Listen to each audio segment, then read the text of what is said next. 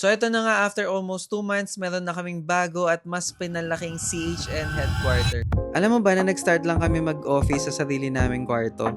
Tapos minsan pa sa mismong CHN store kami nagtatrabaho. Walang permanent space, basta makapagtrabaho okay na kami. Minsan sa may counter, minsan sa may kusina. Pero dumating yung panahon na nakaya na namin mag-rent ng apartment. Etong baba yung ginawa naming opisina, and bumili din kami ng PC at si Chen yung unang gumamit. Makikita nyo naman na sobrang saya namin yan. Sobrang excited din kami kasi para sa amin, malaking achievement na yan. Nilagyan na rin namin ng racks yung baba para sa mga stocks, at yan din yung unang lalagyanan ng stocks na binili namin, kaya super happy si Chin sa pag-organize. Hanggang sa napagdesisyonan naming ilipat yung mga PC sa taas, ginawa naming mini office yung isang kwarto, gabi-gabi dyan kami nagtatrabaho, nangangarap at nagdadasal. Kaya din kami lumipat ng office sa isang kwarto ay dahil unti-unti na napupuno ng stocks yung baba, ang dami ng boxes, medyo magulo na. Pero na-realize namin, ganun pala talaga pag lumalago na yung negosyo mo. Naging full-on stockroom na talaga tong baba namin. Nakabili na rin kami ng ref and chest freezer para sa mga lalagyanan ng frozen stocks. Lumalawak na rin yung SKUs ng mga inventory, kaya lumalaki din yung pangarap namin. Kaya nagpray kami and sabi namin, Lord, sana mas malaki na po kasi di na po kami kasya.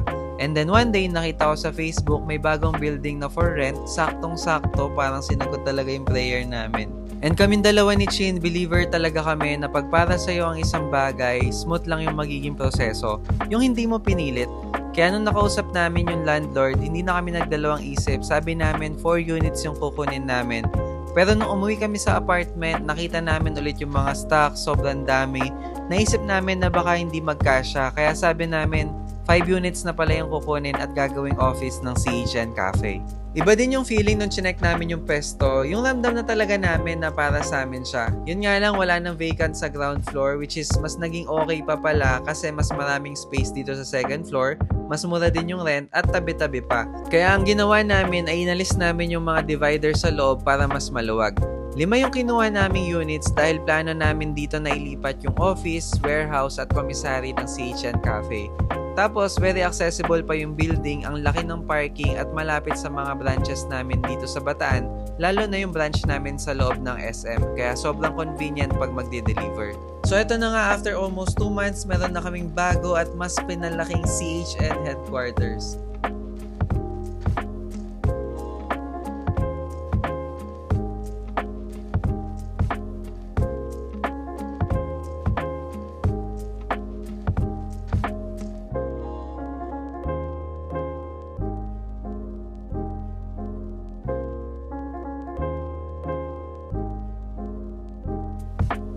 So nagumpisa lang sa kwarto, ngayon may HQ na. Hindi siya naging madali pero lahat posible, basta may sipag, dasal at tiwala sa isa't isa. Kaya kung nagsisimula ka pa lang, keep going. One day, your kwarto will turn into your headquarters too. Let me be the first to congratulate you. Congratulations na agad dahil alam ko mabibuild mo rin yung dream office mo. Basta samahan mo lang ng players, maging consistent, and believe in yourself na kaya mo. So, comment Office Cutie para ma-manifest mo rin yan in the future.